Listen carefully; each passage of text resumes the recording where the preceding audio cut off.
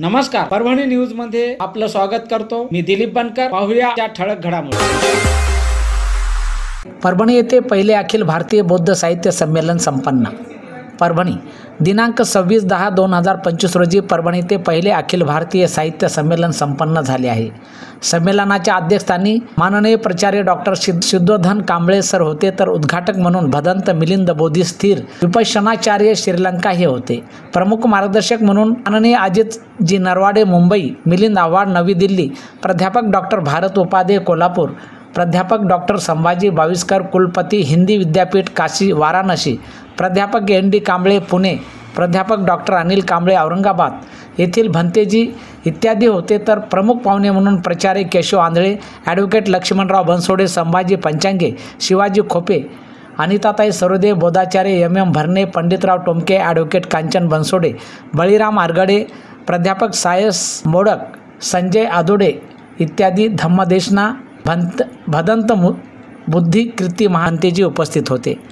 संमेलनाचे आयोजक स्वागत अध्यक्ष म्हणून ॲडव्होकेट यशवंत कुमार कसबे, अध्यक्ष बुद्धिस्ट इंडिया डेव्हलपमेंट ऑर्गनायझेशन नवी दिल्ली, निमंत्रक पूजनीय भंते सुगत शांती बौद्धगया बिहार, संकल्प मुख्य संयोजक SP शिवभगत, प्राचार्य डॉक्टर सुनील जाधव, प्राध्यापक शिवाजी कांबळे, भागवतजी सावने, ॲडव्होकेट विनोद आंभोरे, NB पगारे, महेंद्र मुळे, किरण आंभोरे, दिलीप घनगाव, चरणदास दिवसे, गोपीनाथ कांबळे इत्यादी। अध्यक्ष म्हणून ॲडव्होकेट यशवंत कुमार कसबे, अध्यक्ष बुद्धिस्ट इंडिया डेव्हलपमेंट ऑर्गनायझेशन नवी दिल्ली, निमंत्रक पूजनीय भंते सुगत शांती बौद्धगया बिहार, संकल्प मुख्य संयोजक SP शिवभगत, प्राचार्य डॉक्टर सुनील जाधव, प्राध्यापक शिवाजी कांबळे, भागवतजी सावने उपस्थित, ॲडव्होकेट विनोद आंभोरे, NB पगारे, महेंद्र मुळे, किरण आंभोरे, दिलीप घनगाव, चरणदास दिवसे, गोपीनाथ कांबळे इत्यादी सह उपस्थित होते। सत्कार मूर्ती म्हणून माननीय भारत वानखेडे, अध्यक्ष मंत्रालय अधिकारी कर्मचारी संघटना मुंबई,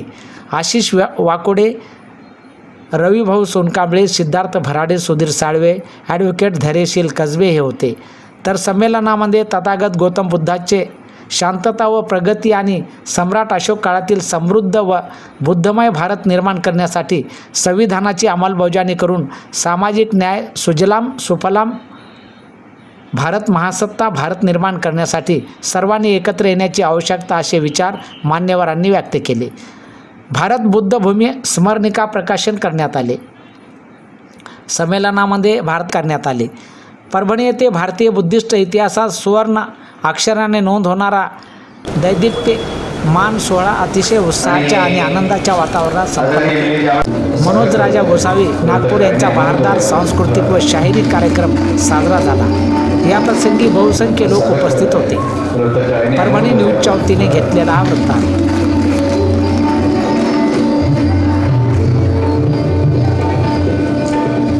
सर्व भारतातील महापुरुषांना मी प्रथमतः अभिवादन करतो। आदरणीय धम्मपीठावर विराजमान सर्व माननीय अतिथी, अखिल भारतीय बौद्ध साहित्य संमेलनाचे उद्घाटक अध्यक्ष महोदय आणि सर्व मान्यवर यांना सर्वांना सप्रेम जय भीम आणि नमो बुद्धाय। प्रस्तावना हा विषय म्हणजे कार्यक्रम आपण कशासाठी घेत आहोत हा त्याच्यामधला अतिशय महत्त्वाचा गाभा असतो। त्या दृष्टीनं जगातील पहिले शास्त्रज्ञ यांची भारत भूमी आहे। जगात आज 200 कोटी लोक बुद्धाच्या विचारावर आनंदाने आणि प्रगतीने आपलं आयुष्य जगत आहेत। बौद्ध आणि सम्राट अशोक यांच्या काळातील साहित्य, लेणी, 84,000 वास्तू, स्तूप, लेण्या इत्यादी यांचं संशोधन आणि डॉक्टर बाबासाहेब आंबेडकर यांनी 14 ऑक्टोबर 1956 रोजी आपल्या लाखो अनुयायांच्या सोबत बौद्ध धर्माचा स्वीकार केला। आज बौद्धांच्या असणाऱ्या समस्या त्यांची विषयावर देश पातळीवरून धम्मपीठावरून आपण सर्वजण विचाराचे मंथन होणार आहे. भारतीय बुद्धिस्ट इतिहासामध्ये पहिले अखिल भारतीय बौद्ध साहित्य भारतीय बौद्ध इतिहासामध्ये सुवर्णाक्षरामध्ये नोंद होणाऱ्या या सोहळ्यासाठी मी आयोजक या नात्याने आपल्याला सर्वांना शुभेच्छा देतो. भारतीय बौद्धांना एका छत्राखाली आणणे आणि त्यांच्या विकासासाठी सर्व समावेशक एक देशव्यापी एक संघटन एक विचारधारा एक असावी अशा दृष्टीनं आपण Buddhist India development organization Parbhani Navi Delhi च्या देशव्यापी विचारांच्या प्रक्रियेची निर्मिती केली आणि डॉक्टर बाबासाहेब आंबेडकरांच्या विचाराप्रमाणे प्रज्ञाशीलीकरण या विचारावर भारत बुद्धमय करणे आणि भारतातील प्रत्येक व्यक्तीला सुखी समाधानाने आयुष्य जगला पाहिजे त्या दृष्टीनं ही बुद्धिस्ट इंडिया डेव्हलपमेंट ऑर्गनायझेशन परंतु डॉक्टर बाबासाहेब आंबेडकर यांच्या म्हणण्याप्रमाणे जोपर्यंत कुठल्याही समाजाला जोपर्यंत राजाश्रय मिळत नाही तोपर्यंत त्या समाजाचा खऱ्या अर्थाने विकास होत नाही. त्यासाठी बाबासाहेब आंबेडकरांचे भारत बुद्धमय आणि शासनकर्ती जमात ह्या दोन विचारावर आधारित आणि भारतीय संविधानाच्या काटेकोर अंमलबजावणीतून सामाजिक न्याय भारत सुजलाम सुफलाम भारत आणि महासत्ता भारत निर्माण करण्याच्या उद्देशाने देश पातळीवर डॉक्टर बाबासाहेब आंबेडकर आणि देशातील सर्व महापुरुषांच्या स्वप्न व इच्छेमध्ये भारत निर्माण करण्याच्या दृष्टीनं आपण सर्व समावेशक असं हे देश पातळीवर काम करत आहोत. India Buddhist India development organization ह्या माध्यमातून आणि त्या दृष्टीनं त्याला जोड म्हणून राजकीयच्या दृष्टीने जोपर्यंत आपण त्या प्रवाहामध्ये येत नाही तर त्याप्रमाणे भारतीय जनविकास आघाडीच्या नावाचं देखील देशव्यापी पद्धतीनं आपण खूप मोठं म्हणजे बाबासाहेब आंबेडकरांच्या विचारांना पूर्ण करण्याच्या दृष्टीने आपण काम करत आहोत आणि त्या दृष्टीनं आज जे पहिले अखिल भारतीय बौद्ध साहित्य संमेलन 2025 जे आपण जे परभणीला जे घेत आहोत आपण त्याचे सन्माननीय साक्षीदार आहात आणि हे म्हणजे बाबासाहेबांच्या स्वप्नाच्या पूर्ती ससाटीकरणाला एक मार्गक्रम आहे त्याच्यातला एक भाग आहे आणि त्या दृष्टीनं आपण त्याच्यामध्ये आज सहभागी आहोत. त्या दृष्टीनं तथागत गौतम बुद्ध हे शांततेचे प्रतीक असल्यामुळे त्यांना जगामध्ये शांतती व प्रगती ह्या दोन दृष्टीनं आपण काम करणार आहोत. करिता आपण आज ह्या अतिशय उच्च ध्येय घेऊन आपण हे अखिल भारतीय बौद्ध साहित्य संमेलन आपण सादर करतो. आतापर्यंत आपण बौद्ध परिषदा आपण बऱ्याच घेत आहोत परंतु प्रत्यक्षामध्ये ही पहिली भारतीय पातळीवर अखिल भारतीय पातळीवर बौद्ध साहित्य संमेलन पहिलं हे सुवर्णाक्षरामध्ये नोंद होणाऱ्या साहित्य संमेलनामध्ये आपण उपस्थित आहात. आपणा सर्वांना नमो बुद्धाय, जय भीम, जय भारत. सर्व श्रद्धा संपन्न साहित्यप्रेमी बंधू भगिनींना नमो बुद्धाय. बुद्ध धम्म संघ या त्रिरत्नांना प्रथमतः त्रिवार अभिवादन. सन्माननीय आजच्या अखिल भारतीय बौद्ध साहित्य संमेलनाचे अध्यक्ष प्रमुख पाहुणे, विचारपीठावरती साहित्य मंचावरती उपस्थित असलेला पूजनीय भिक्खू संघ, उपासक उपासिका, देशभरातून या साहित्य संमेलनाला उपस्थित यांना त्रिरत्नानुभावे जय मंगलकामना. आणि त्याचबरोबर या अखिल भारतीय बौद्ध संमेलनाच्या आपल्या सर्वांना हार्दिक हार्दिक शुभेच्छा. बंधूंनो, भारतभूमी ही करुणा, प्रज्ञा आणि धम्म यांची जननी आहे. याच भूमीवरती गौतम बुद्धाने तेजोमय प्रकाश प्रगट केला. ज्यावेळी या जगात शांततेचा मार्ग भगवान बुद्धांनी आपल्याला दाखवला, त्या प्रकाशाचा विस्तार साहित्याच्या रूपाने आज आपल्याला झालेला दिसतो. त्रिपिटक, धम्मपद, जातक कथा, मिलिंदपन्ना, विशुद्धीमग्ग आणि असंख्य बौद्ध ग्रंथांच्या माध्यमातून आज मानवतेच्या विकासाचा नवा पाया हा या भारत देशामध्ये, या भारतभूमीमध्ये बौद्ध साहित्याच्या माध्यमातून हा रचला गेला. आपण या त्याच महान परंपरेचे नव्या पर्वाला आज अखिल भारतीय बौद्ध साहित्य संमेलनाच्या माध्यमातून सुरुवात करत आहोत. आणि या सर्व सोहळ्याचं साक्षीदार प्रत्यक्ष उपस्थित राहून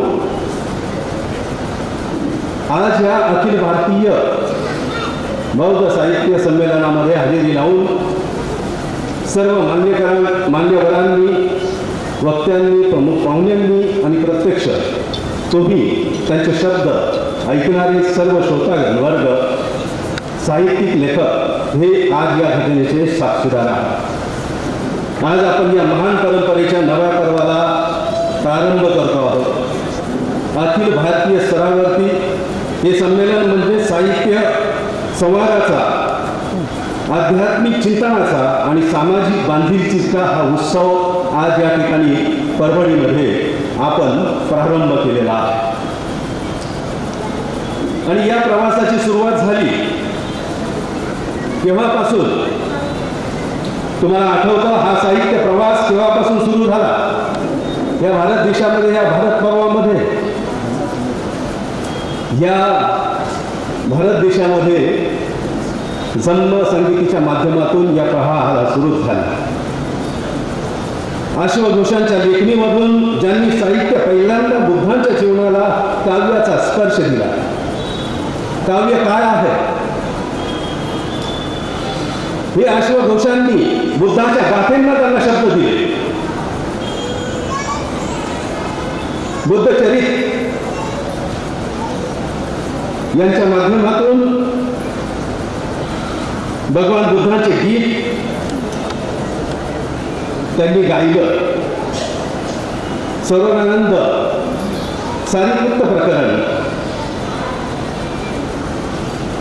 यामधून त्यांनी दाखवून दिलं की साहित्य हे ध्यानासारखं असतं, जे मन शुद्ध करतं, समाज बदलतं आणि मानवतेचा दीप प्रज्वलित करतं. असं हे साहित्याची धरोहर असलेली बुद्धाची परंपरा आज आपण पुन्हा या अखिल भारतीय बौद्ध साहित्य संमेलनाच्या माध्यमातून पहिलं भारतीय बौद्ध साहित्य संमेलन या परभणीकरांच्या साक्षीनं आज या ठिकाणी होत आहे. बौद्ध साहित्याचा अमर प्रवास आणि करुण्याची प्रकाशाची अखंड वाटचाल या भारत देशामध्ये आज आपल्याला पाहायला मिळते. बंधू आणि भगिनींनो, आदरणीय विद्वानगण उपस्थित, आज आपण या सर्व मंगल प्रसंगी एकत्र झालेलो आहोत. एक संघ विचार जो बुद्धाने बुद्धांच्या वर्षाचा पुनर्जागरण करण्याचा हा एक आपला प्रयास आहे, नव्हे तर ही आपली एक क्रांती आहे.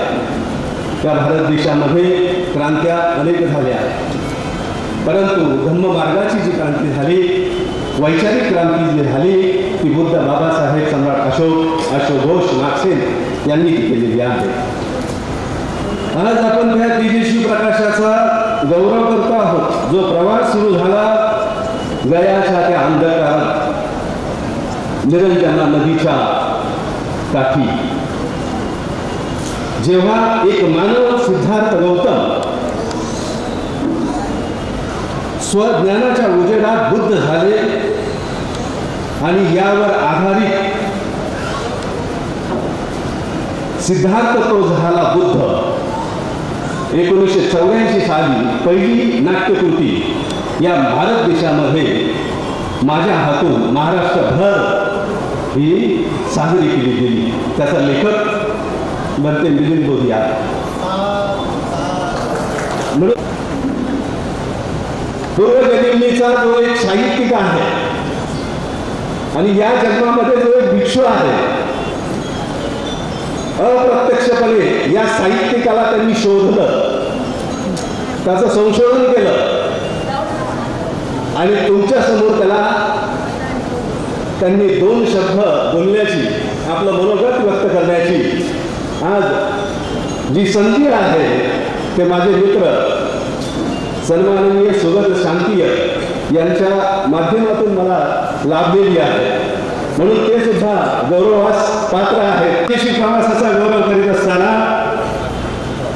त्या क्षणी केवळ एका व्यक्तीचा नव्हे तर संपूर्ण मानव जातीचा जन्म झाला होता, ज्यावेळेला सिद्धार्थ गौतमाला बुद्धत्व प्राप्त झालं होतं.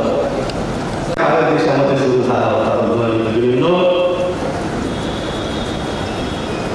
काळाच्या ओघात बुद्धांचे विचार जसे जगभर पसरले, तसेच त्यांचे साहित्य सुद्धा विविध देशांमध्ये त्या मातीमध्ये सुद्धा रुजले. सन 1824 मध्ये एक पादरी होऊन गेले, डॉक्टर मार्शल मे यांनी बुद्धांविषयी काही नोंदी करून ठेवलेल्या आहेत. पण त्यांना भगवान बुद्धाच्या धर्माची गूढता न समजल्यामुळे त्यानंतर हडसन नावाचे अधिकारी नेपाळमध्ये स्थायिक झाले. तेव्हा त्यांनी तिथल्या भिक्षूंच्या माध्यमातून, विहारांमधून, पर्वतांमधून बौद्ध साहित्यांचं हस्तलिखित एकत्र केलं, त्याचा संग्रह केला आणि जगातील ग्रंथालयांना ते पाठवलं. आणि त्याच ग्रंथाच्या बाजूने शतकानुशतकाचा हा ज्ञानदीप स्तुप्त अवस्थेत होता, त्याला पुनर्संजीवनी देण्याचं काम, त्या स्तुप्त ज्ञानाला जागा करण्याचं काम युजीन वार्फेल त्यांनी त्या हस्तलिखितांना जिवंत केलं. आणि सन 1844 मध्ये introduction of the history of India Buddhism हा पहिला वैज्ञानिक ग्रंथ लिहिला, ज्याने पाश्चात्य जगाला बुद्ध धर्माच्या विज्ञानाशी परिचित करून दिलं. ही साहित्याची चळवळ आहे, हे साहित्य आहे. हे साहित्य अशा पद्धतीने पाश्चात्य मातीतून रुजलेले साहित्य वेगवेगळ्या साहित्य संशोधकांनी आपल्या समोर आणलं, जगाच्या समोर आणलं.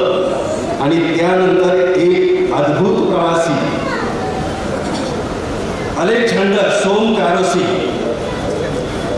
इंग्रजीतून निघाले. ना सोबत कसली संपत्ती होती, ना कोणता मित्र होता, पण हा साहित्य वेगळा व्यक्ती केवळ एक जगातलं ज्वलंत उदाहरण आहे, ज्यांनी बुद्धाचा शोध घेतला. पायी चालत पर्वत रांगा ओलांडून लडाखच्या थंड डोंगराळ वाळवंटामध्ये शिमल्याच्या शीतल हवेत आणि कलकत्त्याच्या गजबलेल्या रस्त्यांवर त्याने बौद्ध ग्रंथांचा शोध घेतला, पण त्या ज्ञानाच्या त्या शोधातच दार्जिलिंगमध्ये त्याने आपले स्वतःचे प्राण अर्पण केले. बंधूंनो, विचार करा, कोण कुठलीही माणसं बुद्धाच्या शोधासाठी, बुद्धाच्या साहित्यासाठी आपले स्वतःचे प्राण अर्पण करतात आणि बुद्धाचं साहित्य जिवंत ठेवतात. या भारत देशामध्ये तिबेट, चीन, चायना, जपान या देशातील बुद्ध धर्माचा आपल्या जीवनातील शैलीला आपण सामावून घेतलेला आहे. सॅम्युएल बिल यांनी चीनमध्ये सुमारे 2000 बौद्ध ग्रंथ इंग्लंडमध्ये पाठवले.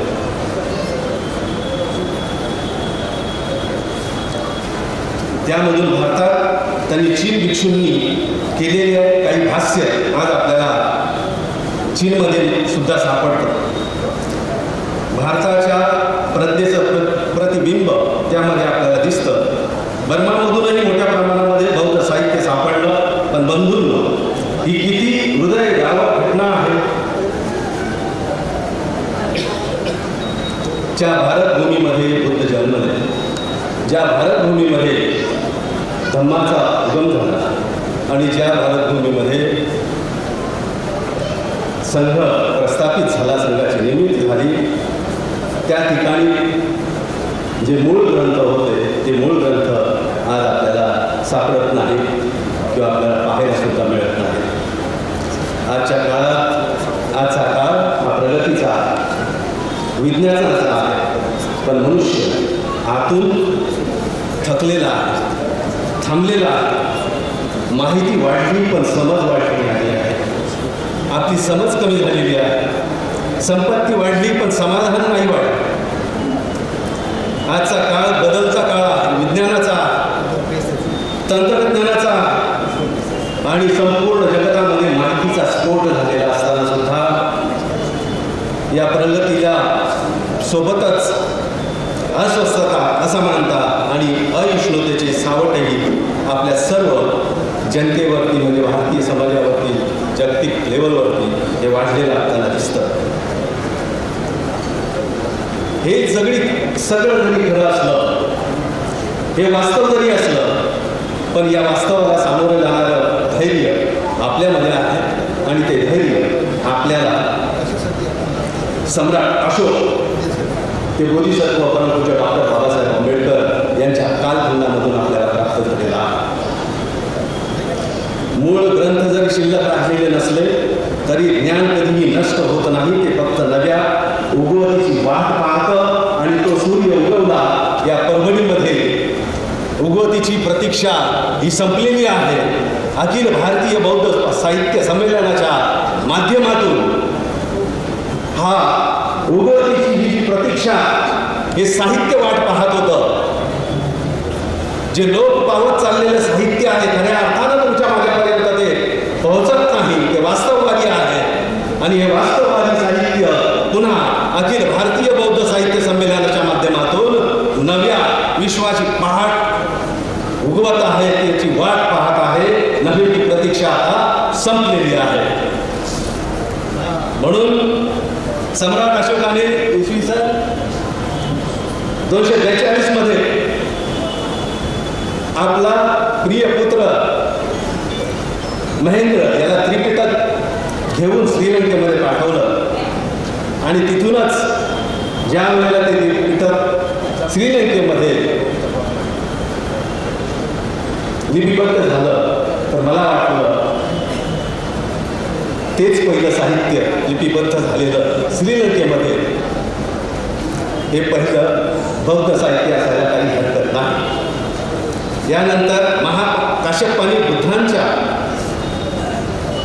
निर्वाणानंतर पहिली संघ परिषद आयोजित करून धम्माची अखंड परंपरा जपली. अशोक घोषांनी बुद्धचरित या काव्याच्या स्वरूपामधून बुद्धांचा जीवन प्रकाश जगासमोर आणला. नागसेनांनी मिलिंद मधील तर्कसंगतवादातून बुद्ध धर्माच्या तत्वज्ञानाला जिवंत ठेवलं आणि नागार्जुनांनी आपल्या माध्यमिक दर्शनामधून शून्यतेच्या तत्वाला विश्वमान्यता प्राप्त करून दिली. श्रीलंकेतील बुद्धिघोषांनी विशुद्धी मक्क लिहून साधनेच्या दीप प्रज्वलित केला. त्या आधुनिक काळात राहुल सांस्कृतायन यांनी हिमालय ओलांडून तिबेटमध्ये जाऊन हरवलेले ग्रंथ पुन्हा भारतात आणले. तो केवळ प्रवास नव्हता, तो होता धम्माच्या पुनर्जन्माचा प्रवास.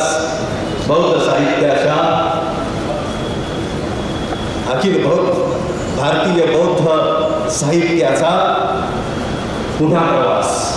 म्हणून या प्रवासाचे आपण सर्व साक्षीदार आहोत. आणि अखेर 20व्या शतकात जेव्हा भारत पुन्हा अन्याय आणि जाती व्यवस्था विषमतेच्या सावटाखाली होता, तेव्हा एक महामानव पुन्हा नव्याने जन्माला आले आणि डॉक्टर बाबासाहेब आंबेडकर, ज्यांना आपण बोधिसत्व या नावाने ओळखतो, आणि त्यांनी पुन्हा आपल्याला या धम्म चळवळीमध्ये आणलं आणि ज्यांनी धर्म केवळ स्वीकारला नाही तर त्यांना नव्या युगाची दिशा दिली. त्यांनी करुणेला, समानतेला आणि धर्माला म्हणजे धम्माला संविधानामध्ये रूपांतरित केलं. आणि तेच संविधान आज सत्कार समारंभ होत असताना किंवा स्वागत समारंभ होत असताना त्याचंच आज या ठिकाणी आपल्याला सप्रेम भेट त्यांनी दिलं. त्यांनी सांगितलं, मी बुद्धाचा धर्म स्वीकारतो कारण तो बुद्धी, स्वातंत्र्य आणि मानवतेचा धर्म आहे. आणि त्या क्षणी बौद्ध धर्माने पुन्हा भारताच्या चेतनेमध्ये प्रवेश केला. बाबासाहेबांनी ज्या लाखो लोकांना ज्ञानाच्या मार्गावर आणलं, ते आज बौद्ध साहित्याचे सर्वजण आपण वारसदार आहोत. हे अखिल भारतीय साहित्य संमेलन म्हणजे केवळ विचारांचा मेळावा नाही आहे मित्रांनो.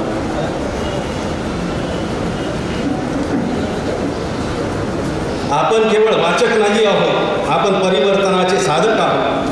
आपल्या लेखणीतून, आपल्या काव्यातून, आपल्या विचारातून धम्माचा आवाज पुन्हा घुमू द्या. प्रत्येक मानवाच्या, प्रत्येक गावात, प्रत्येक मनुष्याच्या अंतःकरणामध्ये हा प्रेरणा स्रोत तुम्ही आम्ही पोहोचवला पाहिजे आणि तो जाऊ द्या.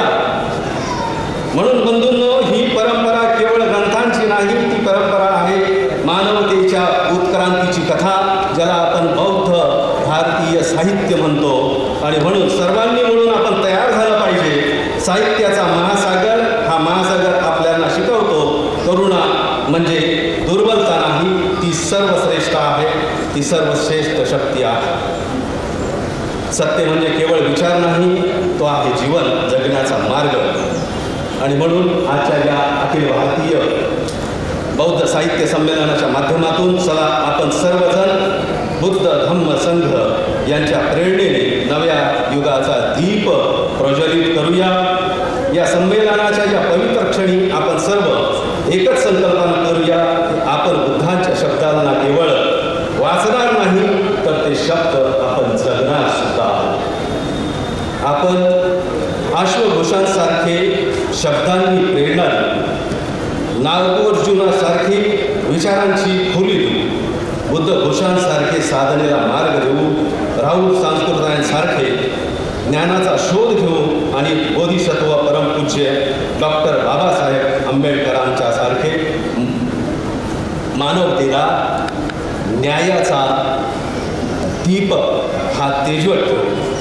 म्हणून आपल्या या अंधकरणातून करुणेचा दीप आपण पेटू, प्रज्वलित करू, प्रज्ञेचा प्रकाश पसरू दे आणि बौद्ध साहित्याचा ध्वनी नव्या नादाने निंदादू दे, अशी आपण प्रतिज्ञा, असा आपण संकल्प या अखिल भारतीय बौद्ध साहित्य संमेलनाच्या माध्यमातून आपण केला पाहिजे. आणि म्हणून आपल्या प्रयत्नामधून पुण्यांदा अश्वघोषांच्या परंपरेतील देश पुन्हा या आपण झळकू दे, अशीच आपली मनीषा असली पाहिजे, असाच आपला संकल्प असला पाहिजे. या संमेलनाचे आयोजक ज्यांनी निस्वार्थ भावनेने केले, त्या सर्व आयोजकांचे, वक्त्यांचे, साहित्यिकांचे आणि उपस्थित श्रोत्यांचे मी मनपूर्वक अभिनंदन करतो. माझ्या हस्ते अखिल भारतीय बौद्ध साहित्य संमेलनाचे उद्घाटन करण्याचा सन्मान आपण आयोजकांनी मला प्राप्त करून दिला। सर्व आपल्या श्रोत्यांच्या सहभागामुळे, सर्व आयोजकांच्या कार्यकर्त्यांच्या अथक परिश्रमामुळे, सहभागामुळे हे संमेलन यशस्वी आणि अर्थपूर्ण होऊ दे अशी मंगलकामना या ठिकाणी व्यक्त करतो आणि याच ठिकाणी थांबतो। अत्त द्वीप भव स्वतःचा दीप बना। नमो बुद्धाय, नमो धम्माय, नमो संघाय। जय भीम। भवन्तु सुखी सत्ता। अधिकृतपणे अखिल भारतीय बौद्ध साहित्य संमेलनाचं आज मान्यवरांच्या उपस्थितीमध्ये, तुमच्या सर्वांच्या उपस्थितीमध्ये, सर्वांच्या साक्षीमध्ये आज उद्घाटन झालेलं आहे असं मी जाहीर करतो। सर्वांना मंगलकामना, सर्वांना धन्यवाद। साधू। आणि याचबरोबर हे बातमीपत्र संपलं। पुन्हा भेटूया पुढील बातमीपत्रात। शहरातील ताज्या घडामोडी जाणून घेण्यासाठी पाहत राहा परभणी न्यूज।